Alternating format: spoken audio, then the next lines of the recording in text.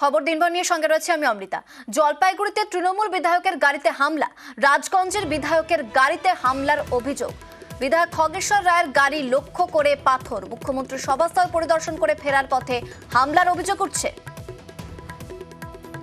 জলপাইগুড়িতে তৃণমূল বিধায়কের গাড়িতে হামলা, রাজগঞ্জের বিধায়কের গাড়িতে হামলার অভিযোগ। বিধায়ক খগেশ্বর রায়ের গাড়ি লক্ষ্য করে পাথর, মুখ্যমন্ত্রী সভাস্থল পরিদর্শন করে ফেরার পথে হামলা হয় বলে অভিযোগ। হামলায় আক্রান্ত তৃণমূল বিধায়কের দেহরক্ষী।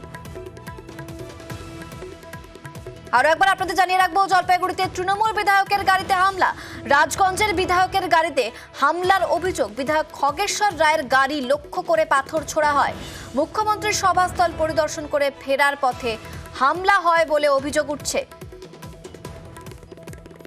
শান্তনু রয়েছে। শান্তনু, ঠিক কি ঘটনা ঘটে, কার দিকে অভিযোগ, একটু জানতে চাইবো ডিটেলসে।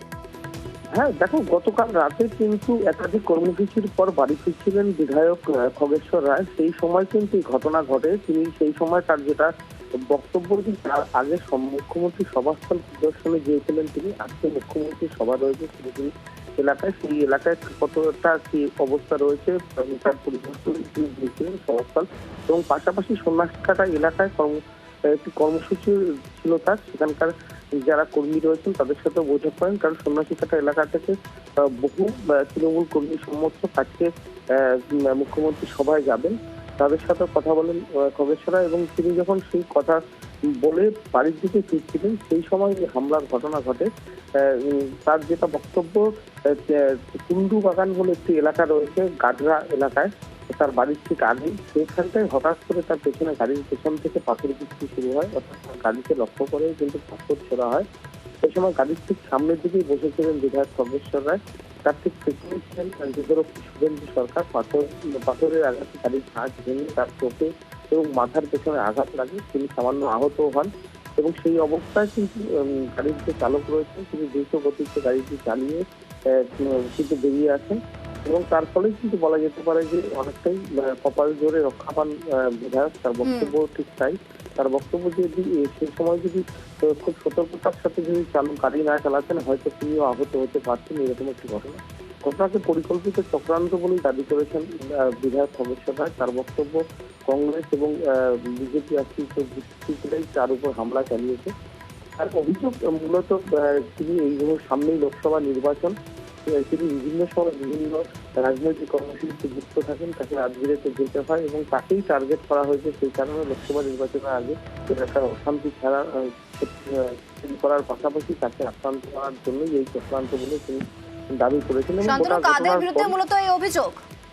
মূলত তিনি যেটা অভিযোগ করছেন, মূলত বিজেপি এবং কংগ্রেসের দিকে তার অভিযোগের আঙুল। তার বক্তব্য যে কংগ্রেস এবং বিজেপি তাকে রাজনৈতিকভাবে যেরকম আক্রমণ করেন বিভিন্ন সময়, এবং পাশাপাশি তারা কিন্তু এই ধরনের চক্রান্ত করে তার উপর আক্রমণ চালিয়েছেন, তার গাড়ির উপর হামলা চালিয়েছেন। তাদের চক্রান্ত ছিল তাকে আঘাত করা, এবং কোনো কপাল জোরেই তিনি রক্ষা পেয়েছেন। এবং বিজেপি এবং কংগ্রেস শাসিত দুষ্কৃতীরা এই ঘটনা ঘটেছে বলেন সরাসরি বিধায়ক অভিযোগ করেছেন। বেশ বেশ, ধন্যবাদ শান্তনু। 7:20 সময় তখন গাড্রা কুন্ডু বাগানে হুট করে আমার গাড়ির উপরে অ্যাটাক, আমাকে বোধহয় অ্যাটাক করার চেষ্টা করছিল। মানে ভাগ্যেই আমি সামনে থাকি, অ্যাটাক করে লাগছে পিছনে আমার শুভেন্দু সরকার আছে, হ্যাঁ, ওর পিছনে কাজটা ভেঙে পুরা হয়ে গেছে, হ্যাঁ, ওর কিছু ইয়ে লাগছে, চোট লাগছে। আমার যেটা মনে হয় বিজেপি এবং কংগ্রেস মিলিতভাবে যৌথভাবে তার একটা চক্রান্ত সৃষ্টি করছে। আমি ভাবলাম এমন ঢিল মাঝের মতো কি না গুলি, আমি আতঙ্কিত জীবনে হয়নি। সিপিএম এর আমলে ভয় পাইনি, বিজেপি আমলে ভয় পাইনি, আমি আতঙ্কে কোনো ভয় নাই। বিজেপি এরকম ঘটনাকে কোনোদিনও সমর্থন করে না, বিজেপি এই রাজনীতি করে না। এই ঘটনা ঘটেছে তাদের গোষ্ঠী কোন্দলের প্রকাশ। এটা এর আগেও আমরা দেখেছি, দুই গোষ্ঠীর মধ্যে তুতু ম্যামে অনেক হয়েছে, অনেক মারামারিও হয়েছে, অনেক সভাও ভণ্ডুল হয়েছে। তাই উনাদের মধ্যেই এই সমস্যা চলছে। আগামী দিনে দুজনই লোকসভা ক্যান্ডিডেট নাকি দাবিদার শুনছি। নিজেরা টিকিটের জন্য হয়তো কে কত বড় নেতা নাটক করেছেন, অথবা তাদের এক গোষ্ঠী তার উপরে আক্রমণ করেছে। বিজেপি এরকম নোংরা রাজনীতির উপরে বিশ্বাস করে না এবং সমর্থনও করে না।